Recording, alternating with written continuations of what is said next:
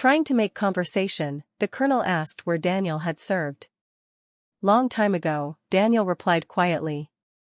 Reed pressed further, mentioning he had served with air cavalry units during overseas operations and asking if Daniel had ever flown missions. Daniel hesitated before answering with only a small nod. Curious now, one young captain smirked and jokingly asked, "What was your call sign, old man?" The question seemed harmless, but Daniel's eyes darkened slightly as old memories surfaced like ghosts. For several seconds he said nothing.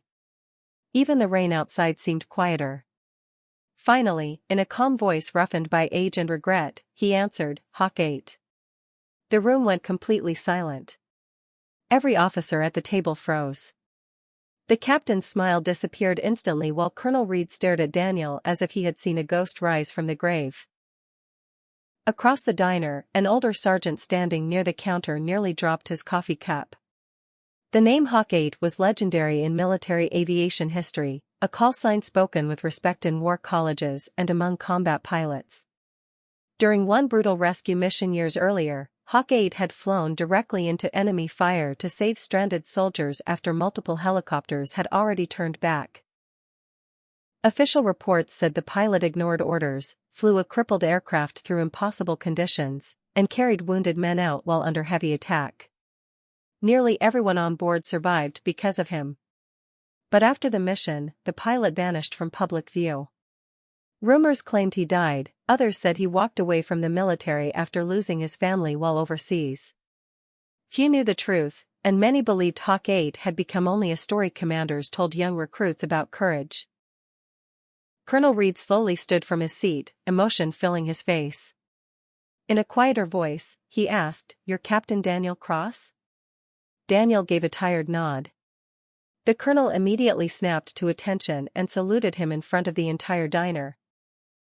Every officer followed at once, their chairs scraping against the floor as silence filled the room. Customers watched in confusion as decorated soldiers stood honoring the homeless veteran they had ignored moments earlier.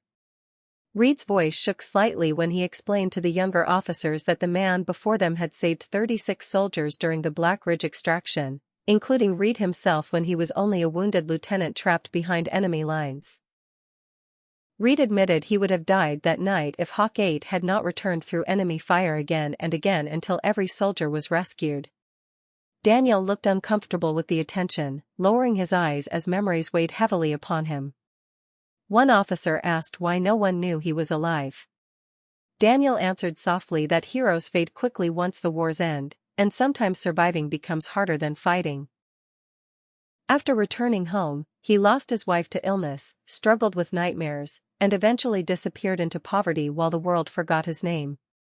The room remained silent, not from shock anymore but from shame. The same people who judged him for his appearance now understood they were sitting beside a man who once carried others through hell itself. Colonel Reed reached into his pocket, placing a military challenge coin on the table before Daniel, a symbol of honor rarely given. He promised that by morning, every veterans organization in the state would know Hawk 8 was still alive. But Daniel simply smiled faintly and pushed the coin back. He said he never saved soldiers for medals, recognition, or praise. He did it because no man gets left behind. Those words hit harder than any speech the officers had ever heard. Outside, the storm finally began to clear as sunlight pushed through the clouds for the first time all day. And inside that small diner, people no longer saw a broken homeless veteran sitting alone in worn-out clothes. They saw Hawk 8, the forgotten hero who once flew through fire while others ran from it, the man whose courage had become legend long before anyone in that room realized he was still alive. Rain hammered the streets of Dallas as people hurried past the old bus station without noticing the homeless veteran sitting quietly beneath the flickering neon sign. His jacket was worn thin, his boots cracked from years of walking, and his gray beard hid most of the scars time had carved into his face. To everyone around him, he looked like another forgotten soldier left behind by the country he once served. His name was Daniel Cross, though few people bothered asking anymore. Every morning he sat outside a small diner with a cup of black coffee, speaking little and watching the world move on without him. Most customers ignored him, some pitied him, and a few mocked him, never knowing the silence in his eyes carried memories of battlefields they could never imagine.